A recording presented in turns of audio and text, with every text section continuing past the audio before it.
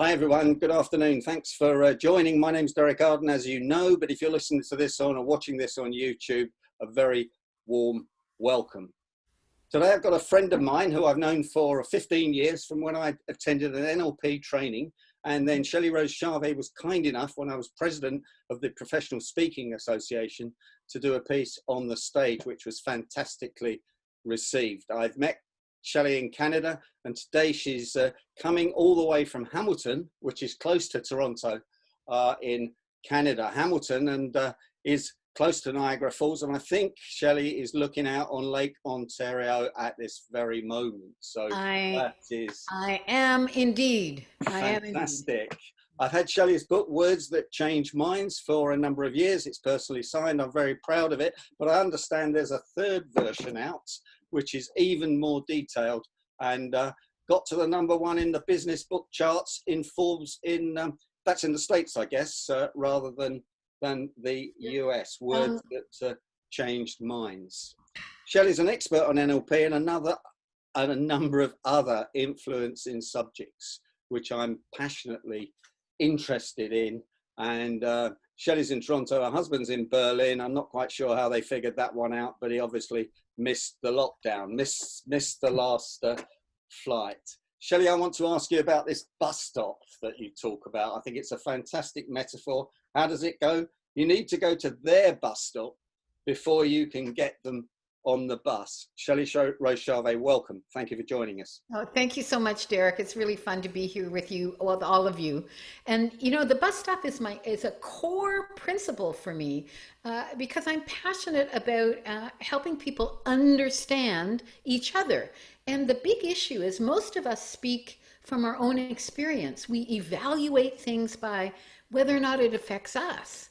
And so unless we can find a mechanism to go to someone else's bus stop and find out what life is like there, how do they think, how do they feel, how do they make decisions, what motivates and demotivates them, how can we have any kind of impact? So I talk to people about going to the other person's bus stop and from their bus stop, inviting them on the bus. Now, of course, you can't force anybody on the bus metaphorically, but if you can understand how they think and use language that represents their experience, which you can learn, then you're more likely to get them on the bus. And then you can take them somewhere useful for them and somewhere useful for you. And so that's what the bus stop is all about. Fantastic. So how did you get into NLP and the lab profile and the psychology of it all? Yeah. Well, you know, as you know, I've kind of specialized in one area that's an offshoot of NLP called the language and behavior profile or lab profile. But I got started in NLP in 1982. I was a new immigrant in France. I found a job as a communication trainer and I worked for a training company. And then in 1983, I think it was actually, somebody came back from California amongst our contacts, and they had just taken this course with some guy named John Grinder, and it sounded all very interesting. It had a really weird name. And I ended up taking the second NLP practitioner ever given in France. And everybody else was French. There was one other English speaker and me. And I have to tell you, a wee little story is that we were learning about visual, auditory, and kinesthetic, but we're in France. So of course, somebody has to say, well, what about olfactory and gustatory? And the French trainer at the time gave a very clear, very French, here's a bus stop alert explanation. He said, well, you know, those senses are not very highly developed in America. So lesson #1, don't insult your audience. So by saying certain things like this, but that was my start. And then I discovered these particular patterns where you could take someone's language and be able to predict and understand and influence their behavior. And I was in like flint. I love language. I speak languages, and I couldn't get enough of this stuff. And so you listen very carefully to people's language, which I do, but I tend to just repeat it back rather than be able to think through where they're coming from. Tell us a little bit more about that. Well, Derek, would you mind if I decoded what you just said first? Yes, and then answered your question? I didn't know you were going to be a subject during the conversation. Brilliant. So you said you tend to listen to people, whereas I only do this. So what you were doing was an implied critique, if I of what you were doing. Is that right? I guess so. And if you were, because now I'm doing a little bit of mind reading, what it indicates is that you were using a language and behavior, a lab profile pattern we call away from. You're looking at what you don't want to be doing. You were implying, not directly, but sort of indirectly, that, well, that's something I do, but I don't really want to do it. And we call that away from language because that's an indication of somebody saying, oh, this is something I'd like to get away from. Whereas when somebody's talking about a goal or a particular benefit that they'd like, and it could be about the same topic, then they're using toward language. So about moving toward a benefit or a goal that I want. So when you listen to someone's language, are they saying, well, we've got to avoid a risk, or this is something I do that I'm not all that happy with, that kind of language is away from. And this is what I want to achieve is more toward language. And that's an example of one of the pairs of motivation triggers that we listen for. Now, the newspapers and the press use away motivation all the time, don't they, to sell goods? Absolutely. Away from motivation is actually a stronger motivation in the general population, in a general context, because fear is a bigger motivator than the desire to get things. Now, that's very, very general. When you're actually talking about groups of people, smaller groups of people or companies or cultures, it's very, very contextual. But in the context of current events, how papers are sold and clickbait is done online is by fear or problems that are urgent. You know, even when you open your email in the morning, what do you do first? The important stuff or the urgent stuff? Most of us will do the urgent stuff. It just calls to us. Now, Patricia Frick tells me never to use the word stuff. So I'm going to turn that back on you. And I saw that you used the word stuff. She's right. But I heard Richard Bandler and John Grinder using the word stuff all the time, this sort of stuff that's out there, the unimportant stuff. So language is interesting, isn't it? Because I get a bit confused listening to all you experts sometimes.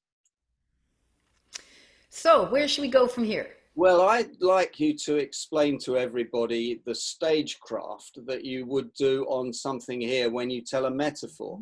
So if you tell a metaphor, why you do something from this side and why you do something from that side. Because everybody on here has to present, even if it's only individually, to each other or persuade people. So yeah. Oh, I love that topic, Derek. Thank you. You know, the last time I presented at PSA in, I think, October last year, I actually did stagecraft. And this is based on an NLP concept called timeline, that people put their past, their present, and their future in very particular places. And the most common way that people do it in the West, but I do a lot of work in Japan, and I found it similar there, is that people tend to put their past on their left. So that would be here. They put their right, the future on the right-hand side. And you can watch a speaker gesticulating to their right, and then the present somewhere here.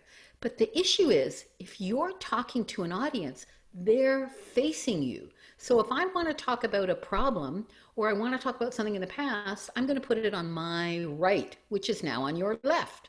If I'm talking about something happening in the present, I'll put it here, and the future over here. And this way I can create movement towards a goal. So we do this on stage when we're presenting live, but I'm online with you, and I can use this movement. I really want a presentation or an online experience to be a journey. So we pick up issues and challenges here, we look at the solutions, and then we implement them. And you can actually begin to feel a kind of movement happening.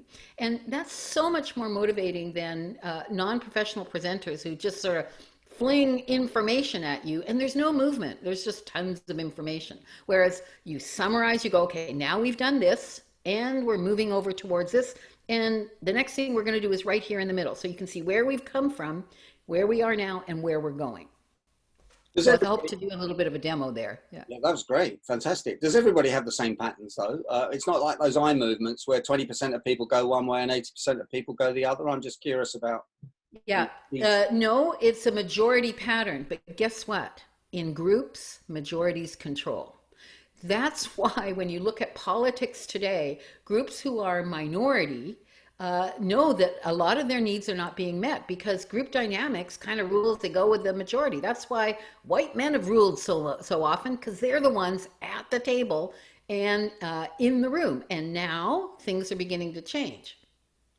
Wow. Now, I just talked about eye patterns, and some of the people here won't know what I'm talking about, I suspect. Can you just give us a minute on eye patterns?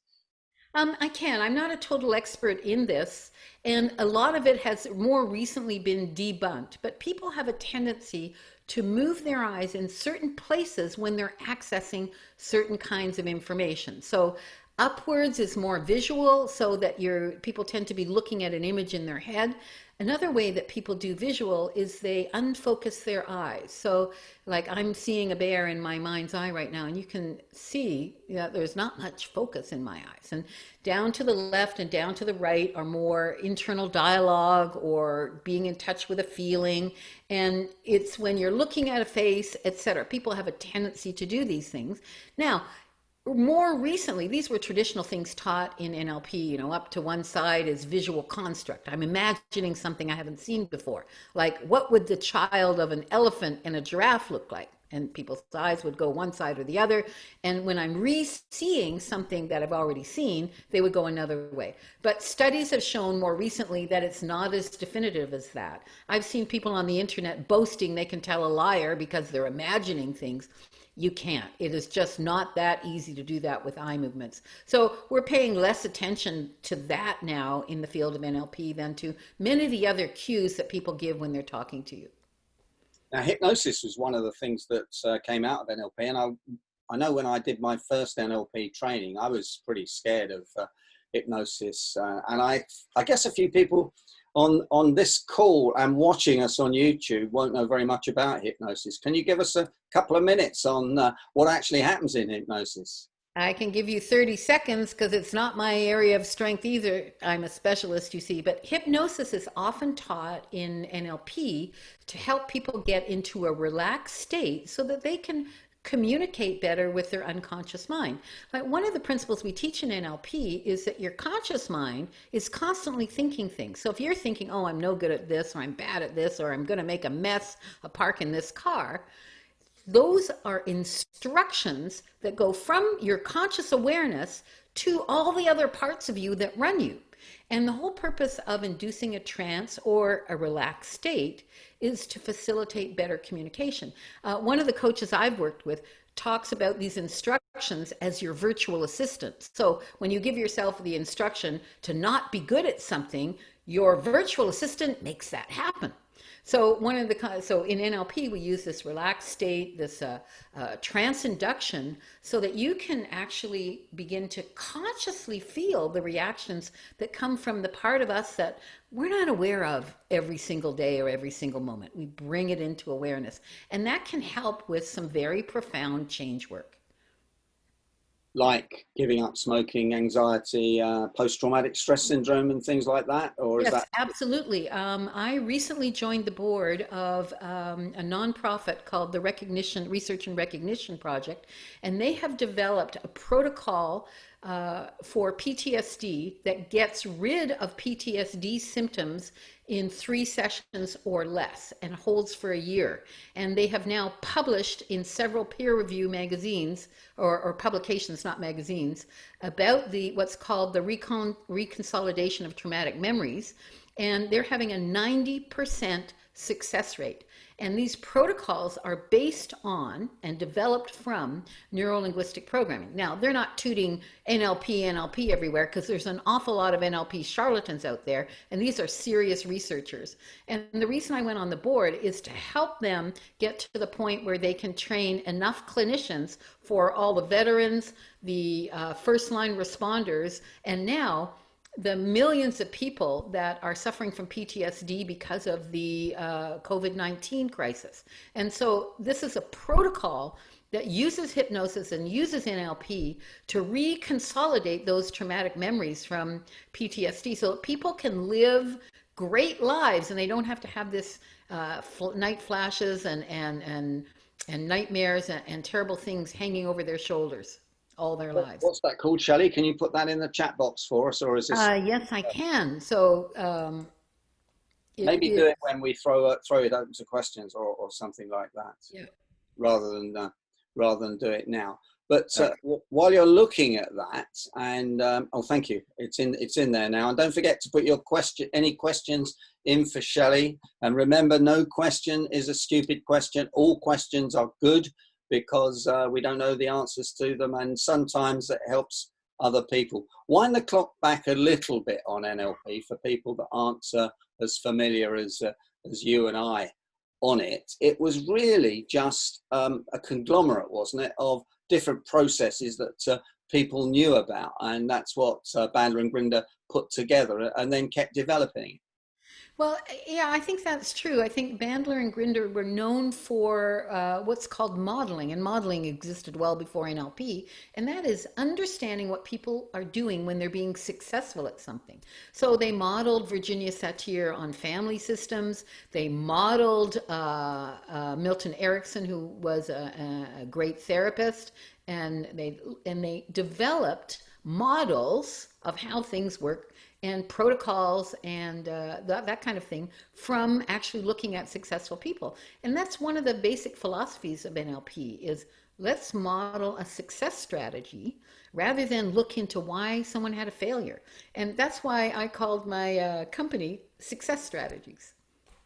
Excellent, excellent. So what is the lab, how different is the lab profile to this more standard NLP work?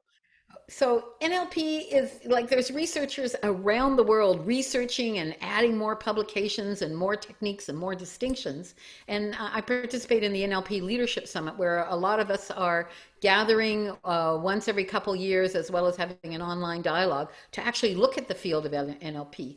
Where I got hooked was language. And back in 1984, I took an NLP master practitioner session in Paris and was introduced to something called metaprograms. And metaprograms are the filters we use to let information in, to communicate through, and everybody has their filters. It's kind of what's in between. And we've known about filters for a long time, but the meta programs described specific ways that people either stopped information coming in or let it in.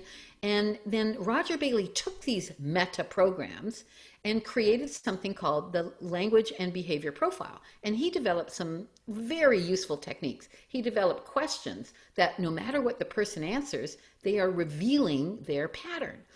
He developed a method for actually decoding that. And then he developed what we call influencing language, which is how you go to someone's bus stop. So once you've decoded their patterns, and this is why I train people, this is why I've developed apps that do this, is it allows you to go to their bus stop and invite them on the bus in the way that they think. And I've specialized in the lab profile, the language and behavior profile, and been developing technology and apps and all kinds of things so that people can just get better at understanding each other. And because it's all language, it works in any language. I've even developed started another company. I have too many companies, and we developed a piece of software that decodes these patterns when someone sends you an email, and now it's commercially available and people can even try it out for free. I've developed an app called Husband Motivator. It's a free app. And yes, you can use it to motivate your wife too. And it actually shows you the model. You put in your husband or your wife or your boss's name, and you choose a context. And that's very important to understand about lab profile. This is not a profile about who you are. This is a profile that says what's important to you and how you think in a given context. So when you meet someone at their bus stop, you can then understand a little bit about them and then have a better impact with them. So the app will show you how to do that, and it comes with a script that you can even email yourself. And you're going to send me details of that, or you already have, haven't you? In the I sent you an email because you can even go husbandmotivator.com. It'll give you the link to both Android and iOS apps. Yeah. Wow. I think a couple questions came in, but I couldn't quite see them. They flashed through. Okay, well, the first one is from Kevin, but he's switching the subject because he likes your lighting, I think. So tell us about your studio setup, camera lights, and the choice you made for that. Love you, Kevin. Okay, this is a lot of work. So actually, I want to refer you to a really cool, easy video by a woman on YouTube called Hot and Flashy. Go figure. She has a YouTube video on lighting and using a ring light and how to do that. It's the basics. You do that and you get it right. So I've had to set this up here. I've been doing online for years, but ever since COVID-19, we've all had to up our game. So I spent hours learning about it. I've bought a couple of lights. Maybe I can just turn this. Oh, sorry, folks. You can see this light here. Yep. And I have a ring light here, and you can see the window in the front. It's very important to have light in front of you and then light on either side. So excuse me, all the moving around. Well, that's really professional. Yeah, so that I can actually, and then of course, now I'm in the wrong place. I need to put this down so that there's only a little bit above. And then don't get me started on microphones. That has been a journey and continues to be a journey. Kevin continues, as he normally does, with questions here. So how do you account for your online presentation liveliness? Your eye life, is that natural to you offline? Or are you using a technique to be fully present with us and with us in your presentation? Oh, well, here's the secret, Kevin, just for you. I have an arrow that reminds me to look at the camera and not at all the pictures going by, because it's really important to have that kind of contact. Now, I have produced digital programs that are online programs that are pre-recorded, and there it's a little bit different. And I'm not an expert on that, but one thing that I discovered that I was told by the people doing the filming is that this is very intense. I mean, that might be what you're commenting on. And when we're doing pre-recorded shows, we have one direct camera and then one on the side. And apparently the formula for recording is 80% face-to-face and then 20% there, just to give people a break. I mean, this is intense, right? How long do you want to have this woman staring at you doing all these things? So those were some of the things that I learned. But you guys energize me. If that's really what the question is about, I just love to be with people and share ideas. And okay, I'm going to go back to the psychology just for a little while. On your YouTube channel, which I looked at, you talk about influence very much, and you talk about the words and the language. Can you give us an example? Is that doing what I did, learning from Brian Tracy, saying, how are you today? I'm fantastic, thank you for asking, and programming yourself and having a laugh? I think there's more to it than that, isn't there, Shelley? Yeah, there is. I mean, and you know, all of us have been told to listen to other people. And the problem is, what do you listen to? I mean, other people are giving you a fire hose worth of things, and that all this stuff is coming in. Notice the problem space here. All this stuff is coming in, and it's too much. What do you do with it? The language and behavior profile guides you into exactly what to listen for. So let me give you an example. Everybody knows someone like this, someone that's hard to convince. So you get all enthusiastic and you say, rah, rah, rah, I got this great idea, you're going to love it. And they go all skeptical on you. Well, the reason they do that, like there's a general reason and then a specific reason. At a general level, when you're really enthusiastic, at a below conscious level, you're telling that other person what to think. Oh, you're going to love this. I loved it. You'll love it. Well, maybe they want to decide for themselves. So, but at a more specific level, when someone is in a mode where we call this internal, they are motivated to judge things, decide things. That's actually a trigger for them. They like to do that. And they like to gather information and evaluate it for themselves based on what's important to them. And so the worst thing that somebody could do when someone's in internal mode is to make a definitive statement. Yes, I know what we need to do. Here's what we should do to get out of this problem. Even if your solution was a good one, it's off the table because they don't want to be told what to do. So the correct influencing language when someone's in internal mode would be to offer a suggestion or offer information and invite them to decide for themselves. So that might go something like this, is I notice that you've been working on XYZ issue for a while. I was thinking about it. Can I make you a suggestion? And notice I've asked that as a question first, just so that, you know, the door will open, and then I need to make a suggestion. I need to look credible, And like not, oh, I'd like to offer you a suggestion. No, be credible, be confident, but say, I was thinking that maybe if we did this and this instead of that and that, it might give it a better result. What do you think? Now, notice how powerful that is compared to, oh, I can see what's happening. Let me explain. Like someone who's in internal mode doesn't want to have it explained to them.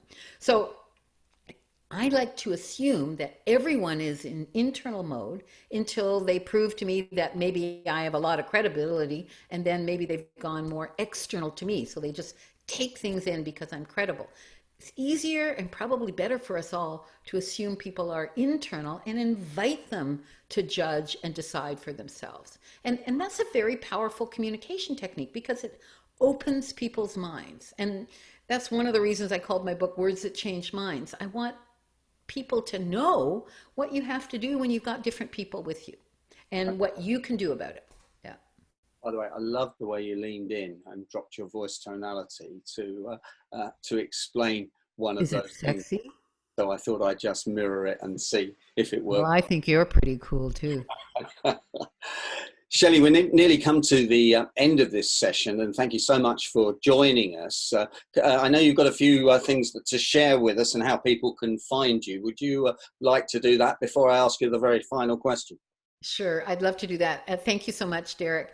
I was talking a little bit about my program. I have it's the most in-depth program that I've ever created before, and it's called Advanced Business Influence. And it's a 6-month program, but it's only 15 minutes a day. And if you're a trainer or a consultant, or you're working with organizations or groups, or you're an independent coach, this is going to give you real in-depth information on how to use the lab profile and get it in the muscle so that you can just use it. And it's called the Advanced Business Influence Program. And we're having a special on right now. And if this is something that interests you and something that you'd like to do, it's $700 off, and you can pay either each month for 6 months, or you can pay it all in one go. And I wanted to offer that to you because if you're interested in this and you want to truly master it, here's an opportunity to save a lot of money and get the program. But there's a number of things that I've got out there for free that I'd love you to try. If you want to have your own lab profile, all your motivation triggers and your productivity patterns for you in the context of work, the link is thelabprofile.com, and I've sent that to Derek, thelabprofile.com. You can get your own lab profile. And of course, there's the Husband Motivator, and you can also try our app for email. On the homepage of that company, Libretta, Libretta.com, for free, you can stick in an email text and receive back an interpretation, a diagnosis of what patterns the person was using whoever wrote that, and what language you might wish to use with them to have an impact. So those are some resources I want to make sure that you have. Fantastic, Shelley. Thanks for that. So before I turn the recording off and open the questions up to everybody, what would your number one tip be for everybody as we come out of COVID-19 into this strange world we're going to be faced with? This is a strange world. Number one tip. Oh, there are so many. One of the things that I have been struggling with, and I know a number of people have, is really deeply realizing that things are going to be different and we don't know exactly how. Like, there's part of me that really just wants this all to be over. Okay, I can hunker down. My husband in Berlin, he lives in Berlin and I live here in Hamilton. I'm hoping he can come over towards the end of June when things open up. But we're going to have to be in quarantine in the house, no going outside, no going anywhere for 2 weeks. And, we can hunker down, we can cope through this. But what's actually really happening is things are going to be different and we don't know how. So there's all this uncertainty. So my number one tip that I'm giving me, as well as everybody else, is to really get in touch with all of our strengths, to make sure that we're communicating with our unconscious mind that really runs everything in a way that gives us confidence. So I want to tell my unconscious mind, hey, Shelley, you've dealt with a lot of disasters and unpredictable moments. you can handle this and you're going to thrive. So I want to be doing a lot of mindfulness. At night I meditate because I found it difficult sleeping with all the stuff going on, and I you know, and all the politics and terrible things in the streets right now. So I've been making sure that I've been meditating and reinforcing the things about myself that are going to enable me not only to survive, but to thrive. And I think the messages we give ourselves are really important. So listen to how you talk to yourself. And if it ain't good, change it. That would be my tip. Fantastic, Shelley. I'm going to unmute everybody and see if there's any questions while we're recording. And so everyone, you're unmuted now. Any questions for Shelley? Or comments or opinions? Comments. Martin from Leicester. Hi, Shelley. I was interested in everything you said, and I like the way you finish by quoting your program, and you've called it advanced business influence. That word advanced is very popular amongst people who are selling things. And given that this is your expertise, your area of expertise, was that the first word that came to your mind, or are there other words that you would use differently? Because advanced is a very common word used in similar circumstances.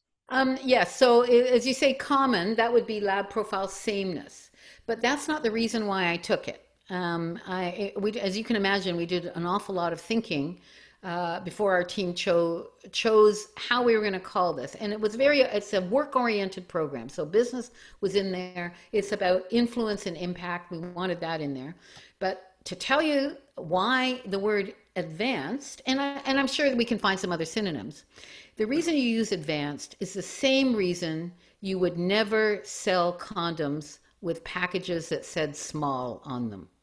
No one is buying basic things. No one will buy a package of small condoms. So that's why I've got 4 children. Your condom was too small. Okay.